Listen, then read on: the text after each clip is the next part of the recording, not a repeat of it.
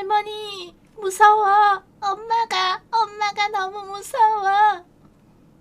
6살짜리 손녀가 밤마다 사시나무 떨듯 제 방으로 숨어들었습니다. 아이의 작은 몸에서 전해지는 그 공포를 저는 처음엔 그저 악몽인 줄만 알았습니다. 에미애비가 멀쩡히 살아있는데 내가 괜히 유난 떠는 건 아닌가 싶어 꾹 참았지요.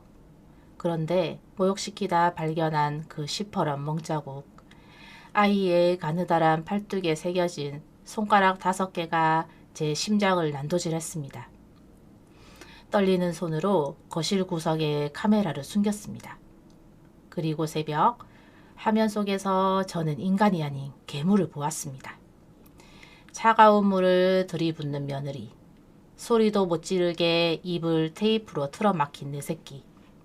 그런데 더 기가 막힌 건 그 옆에서 게임기나 들고 서 있던 제 아들이었습니다. 30년 넘게 손마디가 닳도록 일하며 금이야 오기야 키운 내 자식. 그놈이 제 자식 죽어가는 걸 구경만 하고 있더군요. 내 배 아파 낳은 자식인가? 아니면 가슴으로 품은 손녀인가? 그 벼랑 끝 같은 선택의 기로에서 저는 결심했습니다. 오늘 내 손으로 이 지옥을 끊어내겠다고. 사연 시작 전 구독과 좋아요, 전체 알림 설정 눌러주시고 어디서 듣고 계신지 댓글 남겨주시면 그것으로 소중한 곳에 건강과 평안 그리고 행운이 가득하시길 간절히 바라겠습니다. 오늘의 사연 지금 시작합니다. 안녕하세요. 저는 63세의 춘천 소양강 근처에서 평생을 살아온 사람입니다. 오늘 제 이야기를 꺼내려니 목이 메어오네요. 어디서부터 말씀드려야 할지 한참 망설였습니다. 손이 떨려서 몇 번이나 말을 삼켰는지 모르겠어요. 처음부터 이야기하자면 좀 길 텐데 끝까지 들어주시면 감사하겠습니다. 저는 춘천 토박이에요. 아버지는 소양강에서 뗏목을 하셨고 어머니는 장터에서 순대국밥 장사를 하셨습니다. 새벽 4시면 어머니 속 끓이는 소리에 눈이 떠졌어요. 돼지뼈 우러내는 구수한 냄새가 이불 속까지 스며들었죠.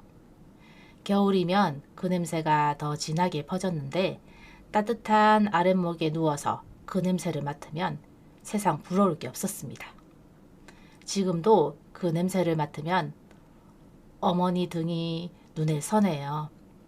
굽은 허리로 국자를 휘휘 젓던 그 뒷모습요. 새벽 어둠 속에서 김이 모락모락 피어오르는 솥 앞에서 계시던 모습, 평생 잊을 수가 없습니다. 어머니는 말씀이 없으신 분이셨어요. 대신 손으로 말씀하셨죠. 제가 학교 다닐 때 도시락을 싸주시면 계란말이를 꼭 넣어주셨는데 그게 어머니 방식의 사랑의 표현이었어요. 한 번은 제가 그 계란말이를 친구랑 나눠 먹었다고 했더니 그 다음 날부터 2개씩 싸주시더라고요. 말은 안 하셔도 다 알고 계셨던 거예요. 초등학교 5학년 때였습니다. 소풍 가는 날 아침에 열이 펄펄 났어요. 가지 말라고 하실 줄 알았는데 어머니가 새벽부터 일어나 김밥을 말아주셨어요.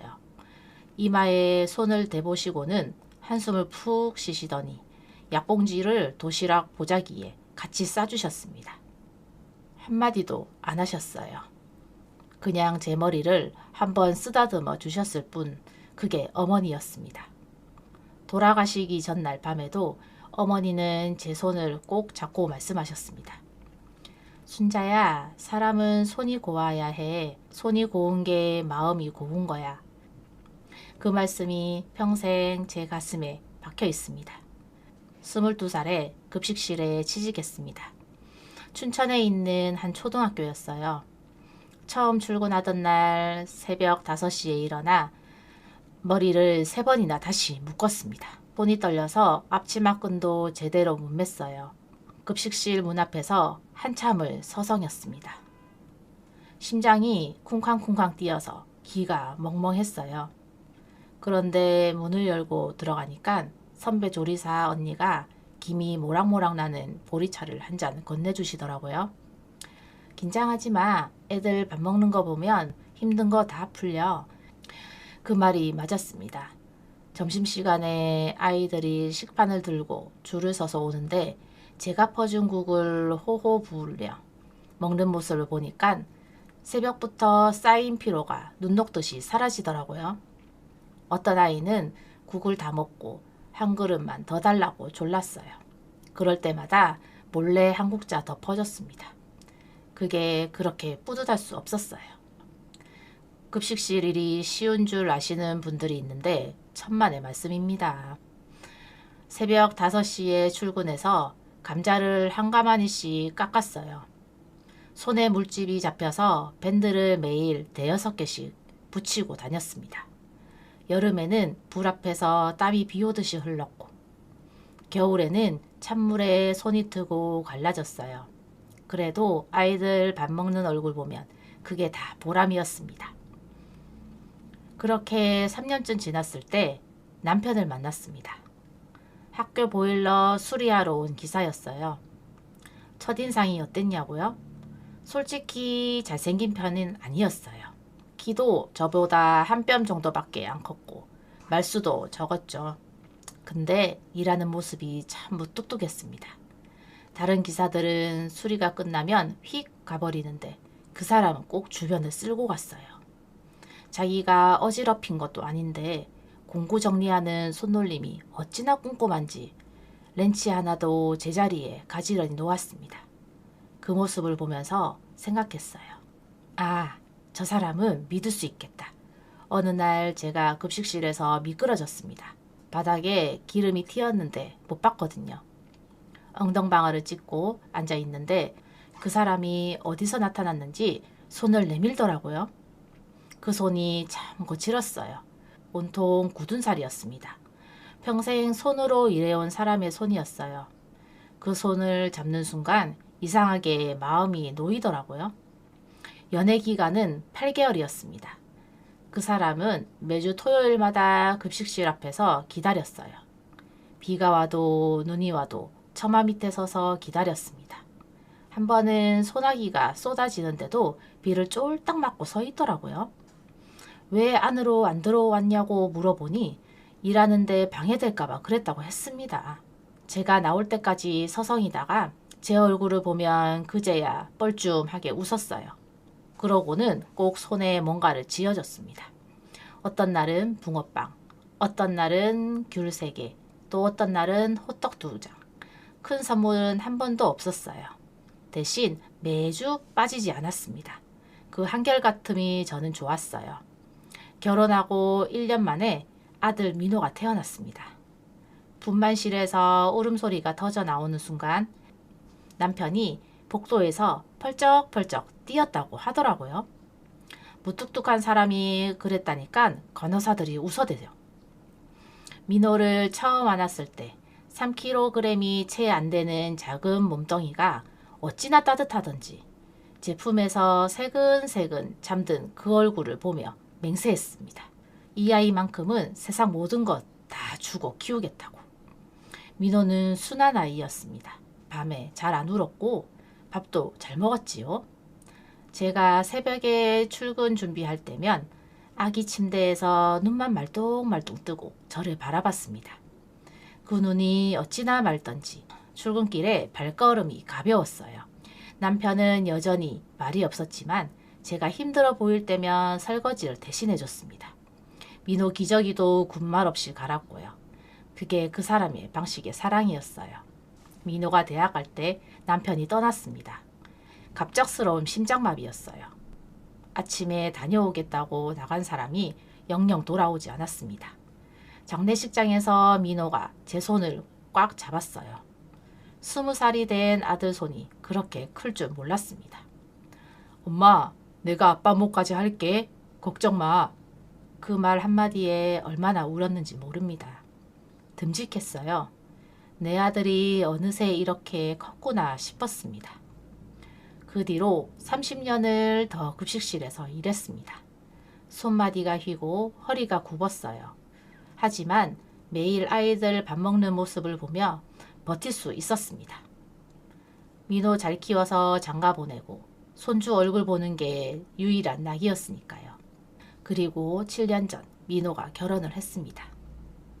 며느리 수진이는 첫인상이 참 상냥했어요. 웃을 때는 눈이 반달처럼 희는 게 복 있어 보였습니다. 상견례 자리에서 제 손을 꼭 잡으며 어머니 잘 부탁드린다고 했어요. 그 목소리가 아직도 귀에 맴돕니다. 손주 지유가 태어났을 때 저는 세상을 다 가진 기분이었어요. 분홍빛 볼을 가진 그 작은 아이를 안고 소양강변을 걸으며 생각했습니다. 이제 됐다. 이제 내 인생은 다 살았다고. 지유가 옹알이를 할 때마다 세상 모든 근심이 사라지는 것 같았어요. 그때는 몰랐습니다. 그 평화가 얼마나 얇은 얼음 위에 서 있었는지. 내 눈앞에 펼쳐진 행복이 신기루였다는 걸 저는 까맣게 모르고 있었습니다. 지유가 5살이 되던 해 봄, 민호한테 전화가 왔습니다. 아들이 서울로 올라와 달라고 했어요. 수진이가 회사에 복직하는데 지유 봐줄 사람이 없다고. 처음엔 펄쩍 뛰었습니다. 춘천 떠나본 적이 손에 꼽는 사람인데 서울이라니. 내 도시는 공기가 탁하고 사람도 많아서 정신이 없다고 들었거든요. 하지만 손녀 얼굴이 떠오르니까 거절할 수가 없었습니다. 짐을 쌀 때 어머니 제사상에 저를 올렸어요. 어머니, 저 손녀 보러 서울 갑니다. 잘 다녀올게요. 그때만 해도 3달만 있다 오려고 했습니다. 서울 도착한 첫날, 지유가 현관까지 뛰어나와 제 다리를 껴안았어요. 할머니 왔다! 그 목소리가 어찌나 맑던지 서울까지 올라온 보람이었습니다. 며느리 수진이도 환하게 웃으며 제 짐을 받아들었어요. 어머니, 오시느라 고생했다며 방을 깨끗이 빼놨다고 했습니다. 작은 방이었지만 햇볕이 잘 들었어요. 창문 밖으로 아파트 단지 놀이터가 보였습니다. 지유가 그 놀이터에서 뛰어노는 모습을 보며 빨래 개는 게 제 낙이 됐어요. 아이가 그네를 타며 까르르 웃을 때마다 절로 미소가 지어졌습니다. 처음 2달은 정말 행복했어요. 아침에 지유를 유치원에 데려다주고 낮에는 집 청소하고 저녁 준비하고 수진이가 퇴근하면 어머니 덕분에 살겠다며 고마워했습니다. 민호도 주말마다 가족끼리 외식을 하자고 했어요. 삼겹살 집에서 지유가 상추쌈을 먹는 모습을 보며 우리 셋이서 웃었던 그 시간들. 지금 생각하면 그때가 마지막 평화였던 것 같습니다. 이상함을 처음 느낀 건 그해 여름이었어요. 유치원 끝나고 지유를 데리러 갔는데 선생님이 저를 붙잡더라고요. 지유가 요즘 달라졌다고 했습니다. 친구들이랑 안 놀고 혼자 구석에 앉아 있다고요. 그때는 대수롭지 않게 넘겼습니다. 아이들이 그럴 수 있지 싶었거든요. 집에 와서 지유한테 물었습니다. 유치원에서 왜 혼자 노냐고. 친구들이랑 놀면 재밌잖아. 그냥요. 그 그냥이 마음에 걸렸지만 더 캐묻지는 않았어요. 지금 생각하면 그때 더 물어볼 걸 그랬습니다. 가을이 되니까 이상한 일들이 늘어났어요. 지유가 밥을 잘 안 먹기 시작했습니다. 예전에는 제가 해주는 계란말이를 3조각씩 먹었는데 1조각도 안 먹고 숟가락만 만지작거렸어요. 살도 눈에 띄게 빠졌습니다. 볼이 통통하던 아이가 어느새 강대뼈가 도드라져 보였어요. 왜 밥을 안 먹냐고 물어도 고개만 절레절레 흔들었습니다. 수진이한테 말했더니 퉁명스럽게 대답하더라고요. 원래 애들이 밥 잘 안 먹는 시기가 있어요. 어머니 너무 예민하신 거예요. 그 말투가 처음에는 낯설었습니다. 전에는 제 말이라면 네 어머니 하고 고분고분 들었거든요. 하지만 요즘은 뭔가 달랐어요. 눈을 잘 안 마주치고 대답도 짧아졌습니다. 회사 일이 힘든가 보다 하고 넘겼습니다. 그때는요. 진짜 이상하다고 느낀 건 지유가 밤마다 제 방으로 오기 시작하면서였습니다. 처음에는 1번, 2번, 그러다 매일 밤이 됐어요. 자정쯤 되면 어김없이 방문이 삐걱거리며 열리고 지유가 눈물범벅이 된 얼굴로 서 있었습니다. 할머니, 나 여기서 잘래. 품 안에 안으면 온몸이 부들부들 떨고 있었어요. 심장이 얼마나 빨리 뛰던지 제 가슴팍에 닿는 그 작은 심장 소리가 마치 겁에 질린 새끼 새 같았습니다. 무서운 꿈 꿨냐고 물어도 대답 대신 제 목을 더 세게 껴안았어요. 그 가느다란 팔에 힘이 얼마나 들어가 있던지 아이가 얼마나 무서우면 이럴까 싶어 가슴이 철렁했습니다. 수진이한테 물었습니다. 왜 지우가 밤마다 우냐고. 글쎄요. 모르겠는데요. 악몽 꾼 거 아닐까요? 표정이 이상했어요. 눈동자가 흔들리는 게 뭔가 숨기는 것 같았습니다. 하지만 며느리를 의심하는 게 도리가 아닌 것 같아서 입을 다물었어요. 그게 제 실수였습니다. 열흘쯤 지났을까요? 지유를 모욕시키다가 등에서 시퍼런 멍을 발견했습니다. 동전만한 게 3개나 있었어요.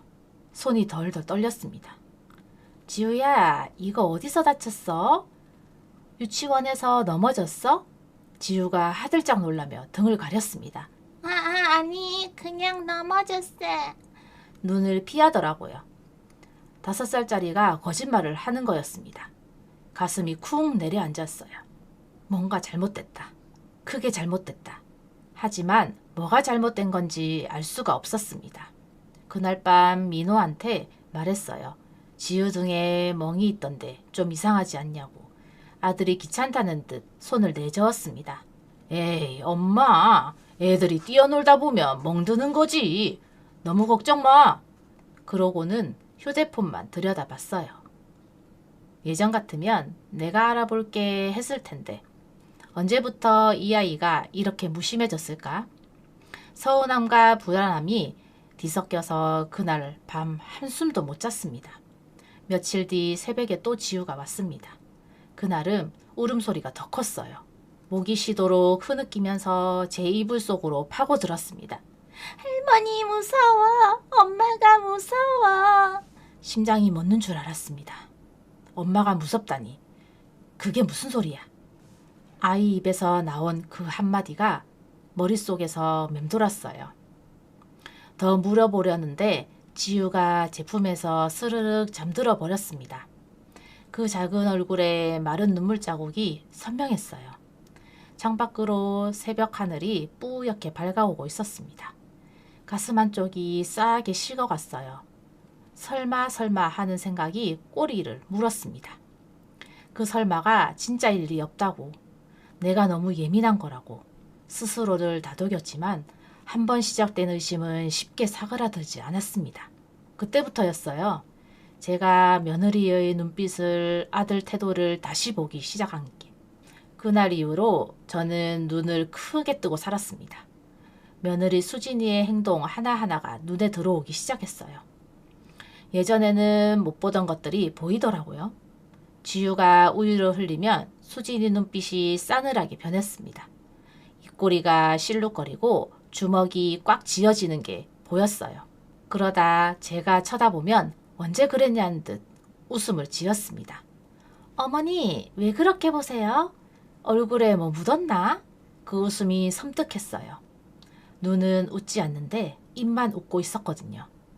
처음엔 제가 너무 예민한가 싶었습니다. 하지만 그런 순간이 한두 번 아니었어요. 열흘쯤 지켜봤습니다. 수진이는 제가 있을 때와 없을 때가 완전히 달랐어요. 제가 거실에 있으면 지유한테 다정하게 굴었습니다. 우리 딸 뭐 먹을래? 하면서 머리도 쓰다듬어 주고요. 그런데 제가 화장실에 간 사이 부엌에서 뭔가 쏟아지는 소리가 났어요. 후다닥 나와보니 지유가 바닥에 쪼그리고 앉아 국물을 닦고 있었습니다. 수진이는 팔짱을 끼고 차갑게 내려다보고 있었고요. 빨리 안 치워? 목소리가 얼음장 같았어요. 지우의 작은 손이 부들부들 떨리고 있었습니다. 제가 나타나니까 수진이가 휙 돌아서며 웃었어요. 지우가 또 흘렸다면서 호호 웃더라고요. 저는 바닥에 쪼그려 앉아 지우 손에서 걸레를 빼앗았습니다. 할머니가 할게. 지우는 저리 가 있어. 지우가 제 뒤로 숨더라고요. 등 뒤에서 작은 손이 제 옷자락을 꽉 움켜쥐는 게 느껴졌습니다. 그 주 토요일이었습니다. 민호가 거실에서 게임을 하고 있었습니다. 휴일 아침마다 그랬어요. 소파에 드러누워 휴대폰만 들여다보고 지우가 아빠한테 다가갔습니다. 나랑 놀아달라고, 나랑 놀이터 가자고. 민호가 눈도 안 마주치고 나중에 하라고 대답했어요. 아빠 바쁘다고. 지우가 아빠 팔을 잡아당겼습니다. 그때 민호가 팔을 휙 뿌리쳤어요. 지우가 휘청거리며 뒤로 물러났습니다. 시끄러워! 저리 가! 목소리가 날카로웠어요. 지우의 눈에 금방 눈물이 고였습니다. 입술을 꽉 깨물고 울음을 참는 그 모습이 너무 애처로웠어요. 저는 부엌에서 그 광경을 지켜보면서 손에 든 감자를 떨어뜨렸습니다. 내가 키운 아들이 저런 놈이었나? 30년 넘게 손마디가 닳도록 일해서 대학 보내고 장가 보내던 게 저런 인간을 만들려고였나? 가슴이 쿵쿵 내려앉았어요. 화가 나는데 슬프고 슬픈데 화가 났습니다. 저녁에 민호를 불러 앉혔습니다. 수진이가 지유 재우러 간 틈을 탔어요. 민호야, 너 요즘 지유한테 너무 무심한 거 아니니? 아까 팔 뿌리치는 거 봤어. 엄마, 나 회사에서 죽겠어. 승진 심사 앞두고 있는데 집에서까지 스트레스 받고 싶지 않아. 그래도 지 새끼한테 그러면 되겠니? 에이, 그게 뭐 대수라고. 애들은 원래 그렇게 커. 대수가 아니라고요? 제 목소리가 높아졌습니다. 지우가 요즘 이상하다고. 밥도 안 먹고 밤마다 울면서 내 방으로 온다고 말했어요. 뭔가 잘못된 게 아니냐고. 민호가 손살에 쳤습니다. 엄마 너무 예민한 거 아니야? 수진이가 잘 키우고 있어. 괜히 트집 잡지 마. 수진이가 잘 키우고 있다고요? 내 아들이 저 며느리 편을 드는구나. 제 속에서 뭔가 꺾이는 소리가 났어요. 그 뒤로 2주가 지났습니다. 지유의 상태는 더 나빠졌어요. 말수가 부쩍 줄었습니다. 예전에는 할머니 이거 봐, 할머니 저것 봐 하며 쫑알쫑알 떠들던 아이가 이제는 하루 종일 입을 다물고 있었어요. 밥도 서너 숟갈 뜯어 말고 멍하니 허공만 바라봤습니다. 할머니가 계란말이 해줄까 물어도 고갯만 살짝 끄덕이고 막상 해주면 한 입도 안 먹었습니다. 눈 밑에 그늘이 지고 볼은 더 홀쭉해졌어요. 유치원 선생님한테 또 전화가 왔습니다. 지유가 오늘 화장실에서 혼자 울고 있었다고. 왜 그러냐고 물어봐도 대답을 안 한다고요. 전화를 끊고 한참을 멍하니 앉아 있었습니다. 이건 아니다. 분명히 뭔가 있다. 하지만 뭘 어떻게 해야 할지 모르겠더라고요. 그쯤 이상한 걸 또 발견했어요. 지우의 팔에 손가락 자국 같은 멍이 있었습니다. 5개가 나란히 누가 봐도 손으로 꽉 쥔 자국이었어요. 심장이 쿵 떨어졌습니다. 지우야, 이거 누가 그랬어? 지우가 하들짝 놀라며 소매를 내렸습니다. 아무도. 눈동자가 흔들리고 있었어요. 입술이 파르르 떨렸습니다. 더 물어보려는데 지우가 제 품을 파고들었습니다. 할머니, 물어보지 마, 제발. 목소리가 간절했어요. 5살짜리 아이가 제발이라니. 그 한마디가 가슴에 못처럼 박혔습니다. 저는 지우를 꼭 안고 등을 토닥거렸어요. 손끝이 차갑게 식어갔습니다. 그날 밤 잠을 이룰 수가 없었습니다. 천장을 바라보며 생각했어요. 설마 수진이가 지우를 때린 건 아닌가? 아니, 설마 그 상냥하던 며느리가? 하지만 멍자국은 거짓말을 안 했습니다. 손가락 5개가 나란히 찍힌 그 자국은 우연이 아니었어요. 민호는 어떻고? 제 아들은 뭘 하고 있는 건가? 설마 알면서도 모른 척하는 건가? 그 생각이 드니까 소름이 돋았습니다. 내가 낳고 키운 자식이 그럴 리 없다고 되뇌었습니다. 하지만 낮에 지유의 팔을 뿌리쳤던 그 모습이 자꾸 떠올랐습니다. 새벽 3시 지유가 또 왔습니다. 이번에는 울음소리도 없이 조용히 문을 열고 들어왔습니다. 달빛에 비친 그 작은 얼굴이 창백했습니다. 아이가 제 이불 속으로 기어들어와 웅크렸어요. 온몸이 얼음장처럼 차가웠습니다. 저는 지우를 꼭 아는 채 생각했습니다. 더 이상 가만히 있으면 안 된다. 뭔가 해야 한다. 진실을 알아야 한다. 그리고 그 순간 머릿속에 한 가지 생각이 떠올랐어요. 스마트폰, 카메라, 밤에 지우 방에서 무슨 일이 벌어지는지 눈으로 직접 봐야겠다. 손이 떨렸지만 마음은 굳어졌습니다. 내일 반드시 알아내야겠다고 다짐했어요. 다음 날 아침 저는 마음을 굳혔습니다. 수진이가 출근하고 민호도 나간 뒤 지유를 유치원에 데려다주고 집으로 돌아왔어요. 텅 빈 아파트에 혼자 서 있으니 심장이 두근거렸습니다. 내가 지금 무슨 짓을 하는 건가? 며느리를 감시하는 게 맞는 건가? 손이 떨려서 물건을 놓칠 뻔했습니다. 하지만 지유의 팔뚝에 찍힌 손가락 자국이 눈앞에 아른거렸습니다. 할머니 물어보지 마 제발. 그 떨리는 목소리가 귓전에 맴돌았어요. 아니다. 이건 해야 한다. 저 아이를 지키려면 진실을 알아야 한다. 스마트폰을 꺼내 한참을 들여다봤습니다. 요즘 폰으로 영상 녹화가 된다는 건 알았지만 어떻게 하는지 몰랐어요. 60이 넘은 늙은이가 이런 기계를 만지작거리자니 답답하더라고요. 유치원 데리러 가기 전까지 2시간 동안 인터넷을 뒤졌습니다. 눈이 침침해서 돋보기를 쓰고 화면을 코앞에 들이대고 겨우 방법을 알아냈어요. 저녁에 지우를 유치원에서 데려왔습니다. 아이의 손을 잡고 걸으면서 오늘 유치원이 어땠냐고 물었어요. 그냥요. 또 그냥이었어요. 예전에는 오늘 민지랑 소꿉놀이 했어. 선생님이 칭찬해줬어 하며 신나게 떠들던 아이가 입이 무거운 돌멩이라도 물고 있는 것처럼 말이 없었어요. 손을 꼭 쥐어주었습니다. 그 작은 손이 차가웠어요. 그날 밤 11시 모두가 잠든 척할 때 움직였습니다. 슬리퍼도 신지 않고 맨발로 복도를 걸었어요. 바닥이 차가웠지만 발소리를 죽여야 했습니다. 지유 방문 앞에 멈춰서서 귀를 기울였어요. 안에는 아무 소리가 안 났습니다. 살금살금 문을 열고 들어갔습니다. 지유가 이불을 머리끝까지 뒤집어 쓰고 웅크려 자고 있었어요. 가슴이 찢어지는 것 같았습니다. 저 어린 것이 얼마나 무서우면 저렇게 숨어 자나. 스마트폰을 책꽂이 뒤에 세워두었어요.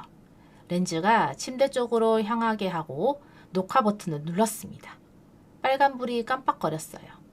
제 방으로 들어와 이불을 뒤집어 썼지만 잠이 올 리 없었습니다. 천장만 바라보며 시간이 가길 기다렸어요. 1시간, 2시간. 시계 초침 소리가 심장 박동처럼 울렸습니다. 새벽 2시쯤이었을까요? 복도에서 발소리가 났습니다. 누군가 지우 방 쪽으로 걸어가는 소리. 숨을 죽였어요. 문 여닫는 소리가 들렸고 그 다음엔 아무 소리도 안 났습니다. 1시간쯤 지나서 또 발소리가 났어요. 이번엔 지우 방에서 나오는 소리. 저는 이불 속에서 꼼짝도 안 하고 귀만 열어두었습니다. 심장이 목구멍까지 차올랐어요. 아침 5시에 눈을 떴습니다. 한숨도 못 잤어요. 모두가 깨기 전 지우 방으로 갔습니다. 스마트폰을 해수하는 손이 덜덜 떨렸어요. 제 방으로 들어와 문을 잠그고 이불을 뒤집어 썼습니다. 이어폰을 끼고 재생 버튼을 눌렀어요. 처음엔 아무것도 안 보였습니다. 어둠 속에 지우의 작은 숨소리만 들렸어요. 1시간을 빨리 감았습니다. 그러다 화면에 불빛이 비쳤어요. 방문이 열리고 누군가가 들어왔습니다. 수진이었습니다. 며느리가 지우 침대 앞에 섰어요. 한참을 내려다보니 이불을 확 잡아챘습니다. 지우가 하들짝 놀려만 깼어요. 엄마. 잠에서 덜 깬 목소리가 가늘게 떨렸습니다. 수진이가 지우의 팔을 잡아 일으켜 세웠어요. 일어나! 목소리가 차가웠습니다. 낮에 제 앞에서 보여주던 그 상냥한 목소리가 아니었어요. 수진이가 지우를 화장실로 끌고 갔습니다. 카메라 각도 때문에 잘 안 보였지만 소리는 들렸어요. 물소리, 그리고 지우의 비명. 차가워! 엄마 차가워! 제 심장이 멎는 줄 알았습니다. 화면에 보이는 건 화장실 문뿐이었지만 그 안에서 무슨 일이 벌어지는지 소리만으로 알 수 있었어요. 물 끼얹는 소리, 아이의 울음소리, 숨막히는 기침소리. 시끄러워! 닥쳐! 수진이의 목소리가 날카롭게 울렸습니다. 그리고 뭔가 찢어지는 소리, 테이프 같았어요. 지우의 울음소리가 뚝 끊겼습니다. 막힌 거였어요. 입을 막은 거였습니다. 저는 입을 틀어막고 소리 없이 울었습니다. 손톱이 손바닥에 파고들었지만 아픈 줄도 몰랐어요. 화면 속에서 수진이가 화장실에서 나왔습니다. 그 뒤로 지우가 비틀거리며 따라 나왔어요. 온몸이 젖어 있었고 입에는 테이프가 붙어 있었습니다. 두 눈이 공포로 희둥그레졌어요. 그때 방문이 또 열렸습니다. 민호였어요. 제 아들이 문 앞에 서 있었습니다. 이 광경을 보고 당연히 뭔가 하겠지라고 생각했어요. 아무리 무심해도 제 새끼가 저 꼴인데. 민호가 입을 열었습니다. 야, 적당히 좀 해. 물 튀잖아. 그리고 돌아서서 자기 방으로 쏙 들어가 버렸습니다. 눈앞이 캄캄해졌습니다. 세상이 빙글빙글 돌았어요. 내 아들이, 내가 30년 넘게 키운 내 아들이? 제 새끼 입이 막힌 채 벌벌 떠는데 물 튀잖아 라고 했습니다. 그리고 그냥 가버렸어요. 스마트폰을 놓쳤습니다. 손에 힘이 다 빠졌어요. 이불 속에서 온몸이 부들부들 떨렸습니다. 소리를 지르고 싶었지만 목이 막혀서 아무 소리도 안 났어요. 방바닥을 손톱으로 긁었습니다. 손톱이 휘어지는 줄도 몰랐어요. 내가 저런 괴물을 키우려고 30년 넘게 급식실 불덩이 앞에서 손마디가 닳도록 일했나? 새벽 4시에 일어나서 밤 11시까지 땀 흘리고 명절 때도 쉬지도 못하고 손에 밴드 10개씩 붙이고 다녔던 게 저런 인간 하나 키워내려고? 구역질이 났습니다. 제 자신이 너무 혐오스러웠어요. 세상에 아들 잘 키웠다고 자부했는데 그게 다 헛것이었습니다. 제가 키운 건 아들이 아니라 괴물이었어요. 창밖으로 새벽빛이 들어오고 있었습니다. 파르스름한 하늘이 눈에 들어왔어요. 춘천 소양강 새벽 하늘 같았습니다. 그 하늘을 보며 어머니 얼굴이 떠올랐어요. 돌아가시기 전 제 손을 잡고 하신 말씀. 어머니, 저는 손이 곱지 못했나 봅니다. 내 손으로 키운 자식이 괴물이 됐으니까요. 하지만 지유는 지켜야 했습니다. 저 아이만큼은 새벽 어둠 속에서 주먹을 꽉 쥐었어요. 손끝이 하얗게 질렸습니다. 두려움은 사라지고 차가운 결의만 남았습니다. 내일 아침 저 인간들과 마주 앉아야겠다. 그리고 그 전에 경찰에 전화해야겠다. 손이 떨렸지만 마음은 강원도 바위처럼 단단해졌습니다. 새벽 5시, 저는 춘천 어머니 사진 앞에 앉았습니다. 낡은 지갑 속에 넣어 다니던 작은 사진이었어요. 장터에서 순대국밥 팔던 시절 누군가 찍어준 흑백 사진. 어머니가 국자를 들고 환하게 웃고 계셨습니다. 그 사진을 손바닥 위에 올려놓고 한참을 바라봤어요. 어머니, 저 이제 어떻게 하면 좋겠습니까? 대답이 없었습니다. 당연하죠. 사진이니까요. 하지만 어머니의 눈이 저를 똑바로 바라보는 것 같았어요.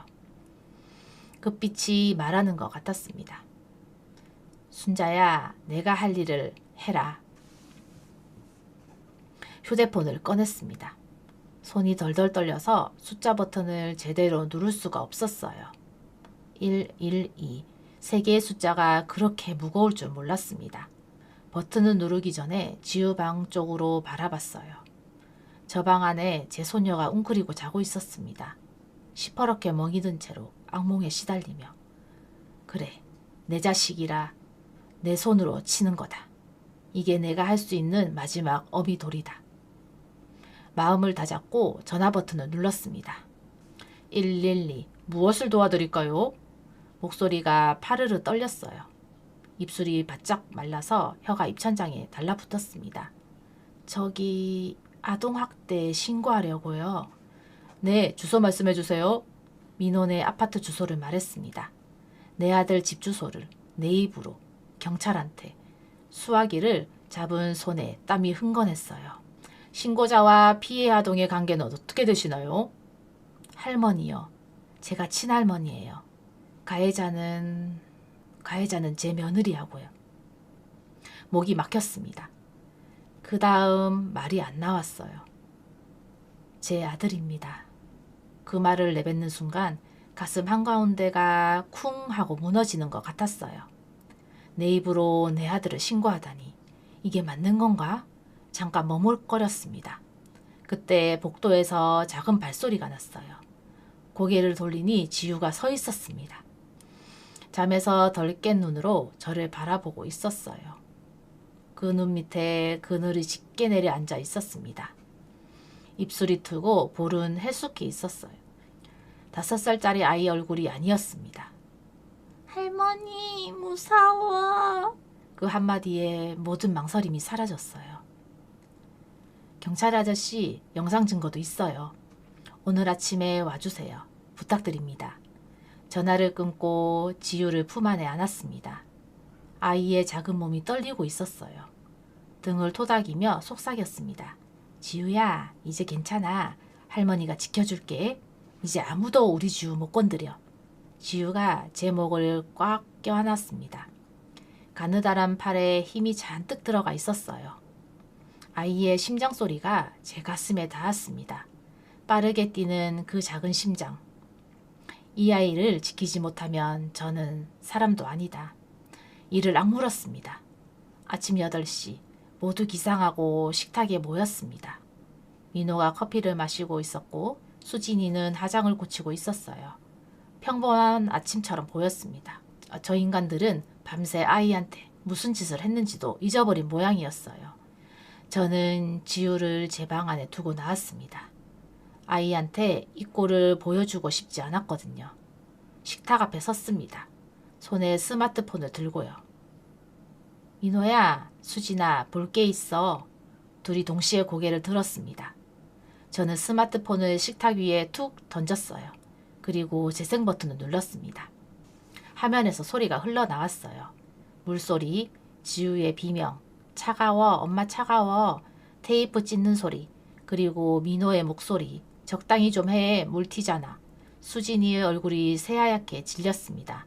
입이 벌어지고 눈이 희둥그레졌어요. 커피잔을 놓치더니 쨍그랑 소리를 내며 바닥에 떨어졌습니다. 어머니, 이게 뭐예요? 목소리가 떨리고 있었습니다. 당황한 거죠. 들킬 줄 몰랐던 겁니다. 뭐긴 뭐야? 내가 한 짓이지. 저도 모르게 목소리가 차가워졌어요. 평생 며느리한테 그렇게 말해본 적 없었는데 입에서 저절로 나왔습니다. 수진이가 갑자기 발악을 하기 시작했어요. 의자를 박차고 일어나더니 소리를 질렀습니다. 어머니가 뭔데요? 남의 집안일에 왜 끼어들어요? 지우는 제 딸이에요. 얼굴이 일그러지고 눈에 핏발이 섰습니다. 전에 보던 상냥한 얼굴이 아니었어요. 본색이 드러난 거죠. 저는 꿈쩍도 안 했습니다. 민호가 제 무릎 앞에 털썩 주저앉았어요. 두 손으로 제 다리를 붙잡고 고개를 조아렸습니다. 엄마 제발. 나 승진 심사 앞두고 있어. 이거 알려지면 나 끝나. 회사에서 잘려. 엄마 제발 봐줘. 응? 다시는 안 그럴게. 그 꼴을 보는데 역겨웠습니다. 비굴하게 빌면서도 지유한테 미안하다는 말은 한마디도 없었어요. 승진, 회사, 제 새끼가 죽어가는데 그게 중요하냐고. 저는 민호의 손을 뿌리쳤습니다. 승진? 네가 사람이냐? 목소리가 갈라졌어요. 울음이 터질 것 같아서 참았습니다. 이 자리에서 울면 안 됐어요. 약해 보이면 안 됐습니다. 너는 오늘부터 내 아들 아니다. 민호의 얼굴이 굳어졌습니다. 믿을 수 없다는 표정이었어요. 평생 착하다, 잘한다, 소리만 듣고 자란 놈이 엄마한테 버림받은 줄은 꿈에도 몰랐겠죠. 그때 초인종이 울렸습니다. 경찰이었어요. 문을 열자 형사 2명이 서 있었습니다. 저는 스마트폰을 내밀었습니다. 여기 증거 있다고 형사들이 영상을 확인하는 동안 수진이는 구석에서 벌벌 떨고 있었어요. 민호는 멍하니 앉아 허공을 바라보고 있었고요. 젊은 여형사가 제게 물었습니다. 아이는 어디 있냐고. 제 방에 있다고 대답했어요. 여형사가 제 방으로 갔습니다. 잠시 뒤 지우의 손을 잡고 나왔어요. 지우가 저를 보자마자 달려왔습니다. 저는 아이를 번쩍 안아들었어요. 지우가 제 목을 껴안고 얼굴을 묻었습니다. 수갑이 채워지는 소리가 들렸습니다. 철컥 철컥. 수진이가 수갑을 차고 끌려 나갔어요. 발버둥을 치며 소리 질렀습니다. 이혼해! 민호씨! 이혼이야! 당신 엄마 때문에 내 인생 망쳤어! 민호도 수갑을 찼습니다. 방조죄라고 했어요. 알면서도 막지 않은 죄. 제 아들이 경찰한테 끌려가는 뒷모습을 봤습니다. 축 처진 어깨, 힘없이 끌려가는 발걸음. 가슴 한쪽이 뻥 뚫린 것 같았어요. 허전하고 아팠습니다. 30년 넘게 키운 자식인데, 손마디가 닳도록 일해서 키운 자식인데, 눈물이 남지만 참았습니다. 지우가 제 품에서 고개를 들었어요. 할머니, 엄마, 아빠 어디가? 어떻게 대답해야 할지 몰랐습니다. 잠시 망설이다가 지우의 볼을 쓰다듬었어요. 멀리 갔어. 한동안 못와. 지우가 다시 제 품에 얼굴을 묻었습니다. 그 작은 심장 소리가 제 가슴팍에 닿았어요. 아까보다 조금 느려진 것 같았습니다. 아이의 몸에서 긴장이 조금씩 풀리고 있었어요. 아, 이제 됐다. 이제 살았다.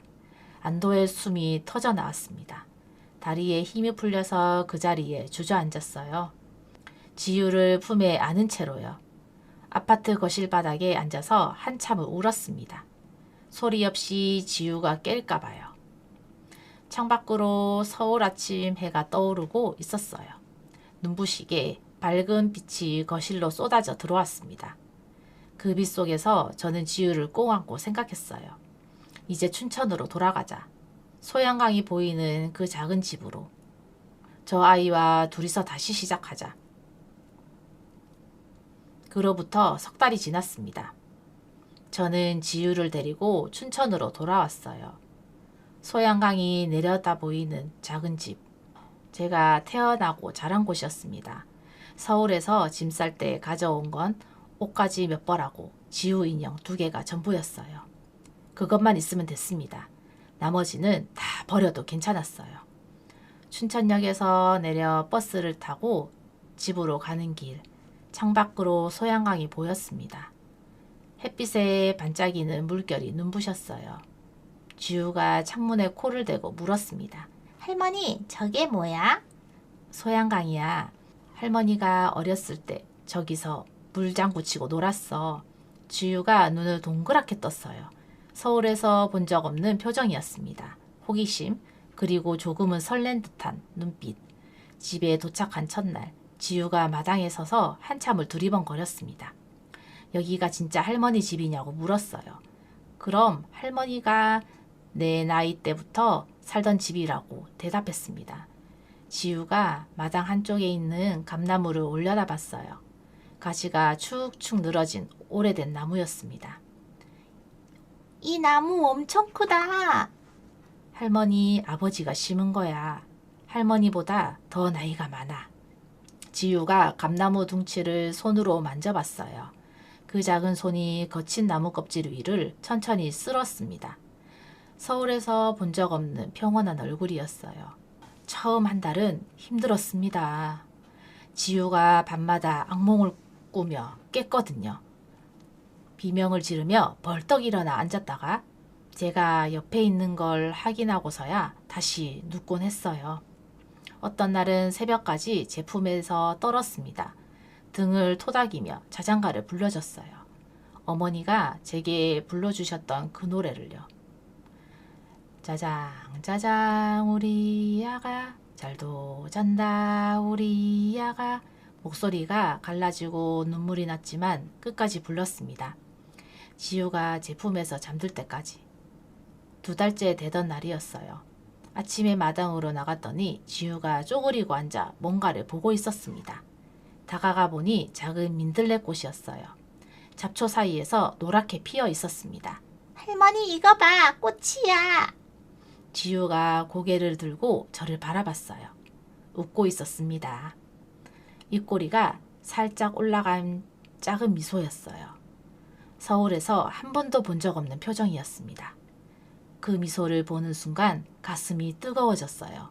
코끝이 찡했습니다. 그래, 예쁘다. 우리 지우가 찾았네. 할머니, 나 이거 키울래. 물 줘도 돼? 그럼 물 줘야지. 지우가 부엌으로 달려가 물컵을 가져왔어요. 조심조심 민들레 뿌리 쪽에 물을 부었습니다. 그 진지한 얼굴을 보면서 생각했어요. 이 아이가 살아났구나. 조금씩 살아나고 있구나. 석 달째 지우가 드디어 밥을 제대로 먹기 시작했습니다.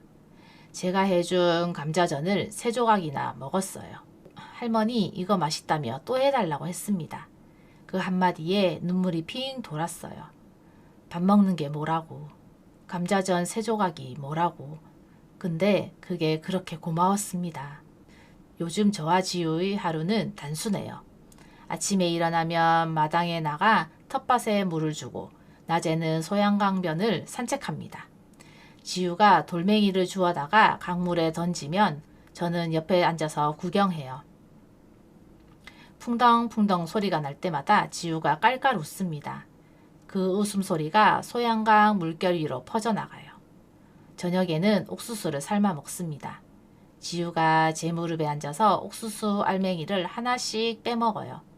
입가에 옥수수 수염이 묻어도 닦을 생각을 안 합니다.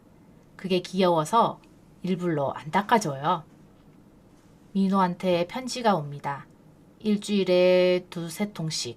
집행유예로 풀려난 뒤로 매일같이 용서를 빌었어요. 엄마 잘못했다고. 제발 한 번만 봐달라고. 다시 아들로 봐달라고. 그런 내용이 빼곡히 적혀 있습니다. 저는 그 편지 한 통을 읽지 않아요. 봉투째로 아궁이에 넣어 불쏘시개로 씁니다. 모진 애미라고 욕해도 어쩔 수 없어요. 지우의 웃음소리를 되찾는 대가로 저는 자식을 가슴에 묻기로 했으니까요. 인생이란 게 참 모르는 거더라고요. 60 넘어 나락으로 떨어질 줄 알았는데 손녀와 감자 캐고 옥수수 삶아 먹는 지금이 제 인생에서 가장 평화롭습니다. 죄 지은 사람은 벌을 받고 상처 입은 사람은 위로받는 것. 그 당연한 순리를 지키는 게 얼마나 힘든 일인지 이제야 알 것 같아요. 요즘은 괜찮습니다. 가끔 밤바람이 차가우면 가슴 한구석이 아리기도 하지만 지우가 제 목을 끌어안으면 이제는 견딜만 해요. 어젯밤이었습니다. 지우가 잠들기 전에 제 손을 꼭 잡았어요. 할머니 사랑해. 그 한마디에 눈물이 왈칵 쏟아졌습니다. 지우가 깜짝 놀라서 물었어요. 할머니 왜 울어? 하고는 저는 눈물을 훔치며 대답했습니다. 안 울어. 할머니 너무 행복해서 그래. 지우가 제 볼에 뽀뽀를 했어요. 보드라운 입술이 닿는 순간 모든 게 괜찮아졌습니다. 이 아이가 있어서 제가 살았습니다. 이 아이 덕분에 제가 버틸 수 있었어요. 혹시 여러분도 비슷한 아픔이나 차마 말 못할 집안의 비밀 때문에 소갈이 하시고 계시진 않나요? 가장 가까운 사람이 주는 상처가 세상에서 제일 아픈 법이지요. 하지만 기억하세요. 썩은 쌀도 도려내야 새싹이 돋는 법입니다.